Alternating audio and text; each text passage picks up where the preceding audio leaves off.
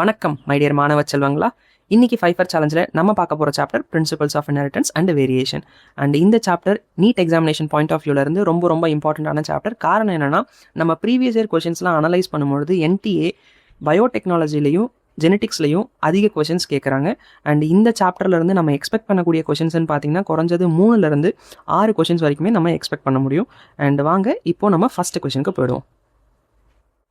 If a carrier female marries a man whose mother was colorblind, what are the chances of her progeny having color blindness? And ஆப்ஷன்ஸும் கொடுத்துருக்காங்க. So கேள்வியில் என்ன சொல்ல வராங்கன்னா, colour blindness டிசீஸை படிக்கிறாங்க.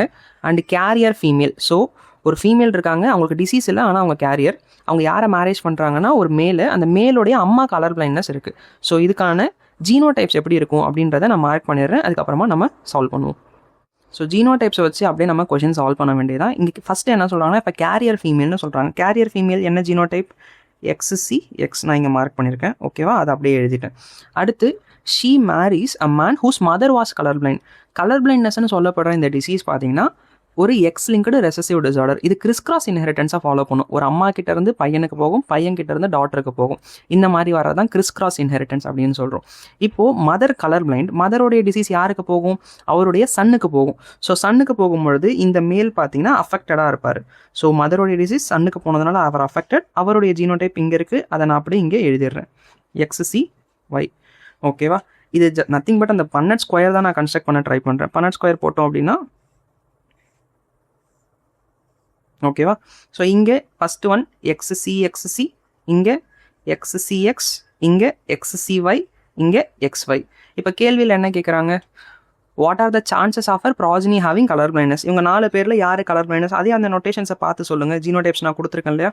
XCங்கிறவங்க affected, அப்போ இவங்க affected.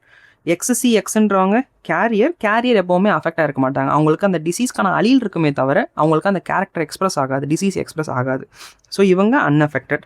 அடுத்து XCYன்றவர் அஃபெக்டட், அப்போ இவங்களும் அஃபெக்டட், இவங்களும் அஃபெக்டட், 2 அஃபெக்டட் பார்க்குறோம். அண்ட் இவர் XYன்றவர் நார்மல். அப்போ 4 பேரில் எவ்வளோல? 4 பேரில் எத்தனை பேர் அஃபெக்டட்? 2 பேர் அஃபெக்டட். 2 out of 4ன்றது 1/2. அண்ட் உங்களுக்கான answer option B, 1/2. And the second question, a man has found violet color pea plant flowers in his garden. Which of the following process has to be carried out to identify the genotype of those violet color flowers ன்னு கேட்குறாங்க.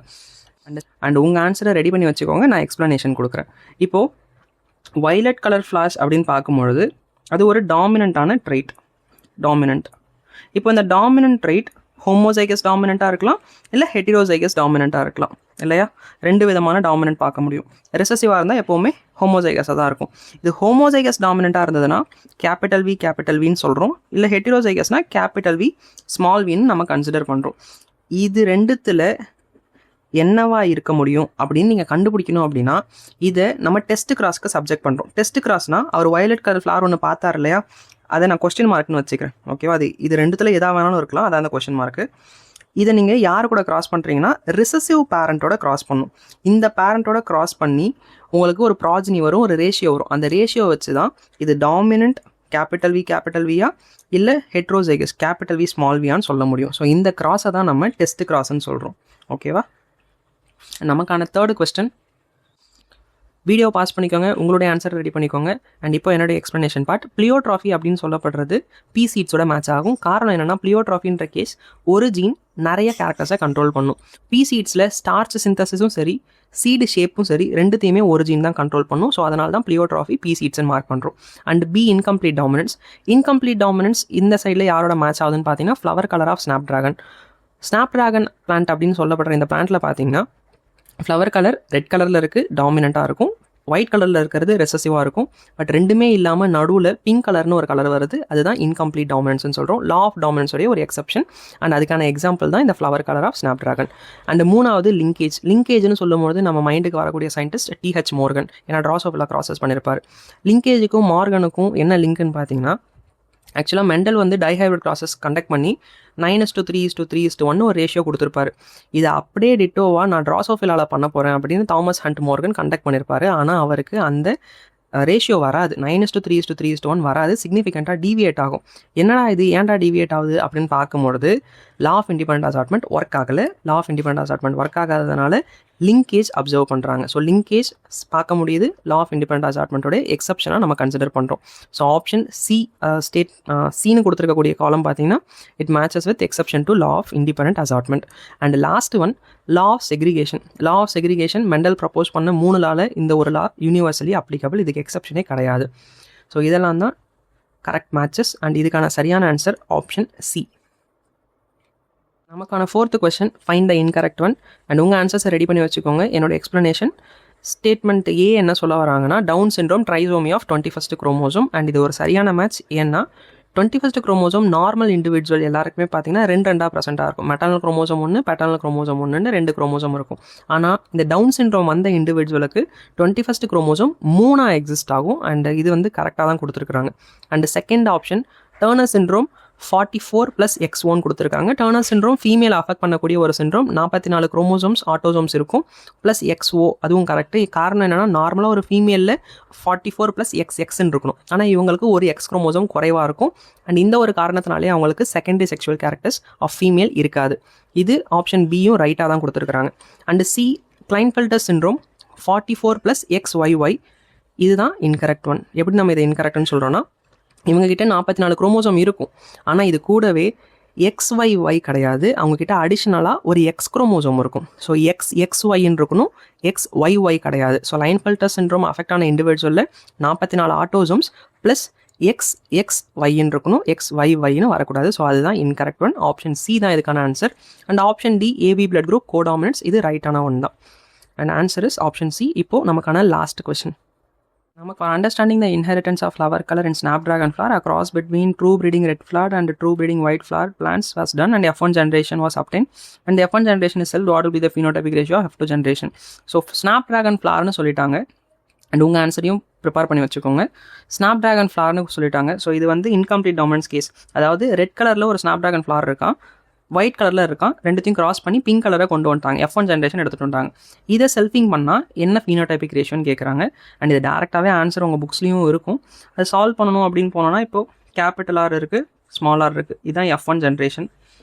F1 generation self பண்ணுறாங்க, மறுபடியும் capital R small R. இப்போது இதிலேருந்து எவ்வளோ gametes உருவாகும்? Gametes form பண்ணுறதுக்கான கண்டுபிடிக்கிறதுக்கான formula பார்த்தீங்கன்னா 2n. இங்கே என்னுடைய வேல்யூ நம்பர் ஆஃப் ஹெட்ரோசைகஸ் எவ்வளோ இருக்குன்னு பார்த்தீங்கன்னா 1. இந்த கால்குலேஷன்லாம் உங்களுக்கு தெரிஞ்சுக்கணும், எப்படி இந்த கேமெட்ஸ் கண்டுபிடிக்கிறது, ஜைகோட்ஸ் கண்டுபிடிக்கிறதுன்னு தெரிஞ்சுக்கணும்னு நினச்சிங்கன்னா கமெண்ட்டில் கால்குலேஷன்ஸ் அப்படின்னு டைப் பண்ணுங்கள். நான் உங்களுக்கு ஜெனட்டிக்ஸில் இருக்கக்கூடிய கால்குலேஷன் பேஸ்டு சம்ஸ் எல்லாம் என்னென்ன இருக்கோ அதெல்லாம் சால்வ் பண்ணுறதுக்கு ஹெல்ப் பண்ணுறேன். அண்ட் அதுக்கு ஒரு வீடியோ ப்ரிப்பேர் பண்ணுறேன். ஓகே, ஸோ இங்கே 2n, என்னுடைய வேல்யூ நம்பர் ஆஃப் ஹெட்ரோசைகஸ். இங்கே ஒரு ஹெட்ரோசைகஸ் இருக்குது. அப்போ 2n = 2(1) which is nothing but 2.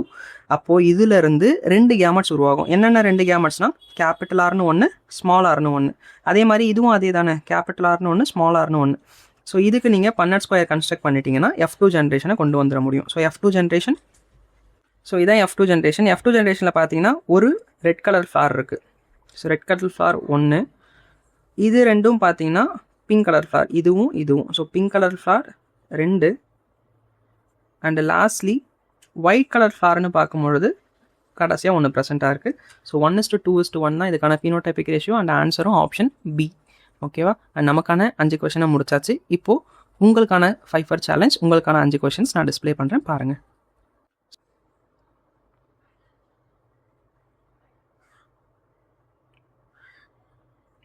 And இந்த பெடிகிரி சம்ஸ் எப்படி சால்வ் பண்ணுறது, பெடிகிரி அனாலிசிஸ் பண்ணுறது எப்படின்னு தெரியலனா நம்ம பயோவாத்தியார் சேனல்லே ஹவு டு சால்வ் பெடிகிரி சார்ட்னு சொல்லிட்டு நான் வீடியோஸ் ரெடி பண்ணியிருப்பேன். ஒரு 2 வீடியோ இருக்கும், ஜீனோடைப்ஸ் வச்சு கண்டுபிடிக்கிற மெத்தட். ஸோ அதை நீங்கள் ரெஃபர் பண்ணுறதுனாலும் யூஸ் பண்ணிக்கலாம்.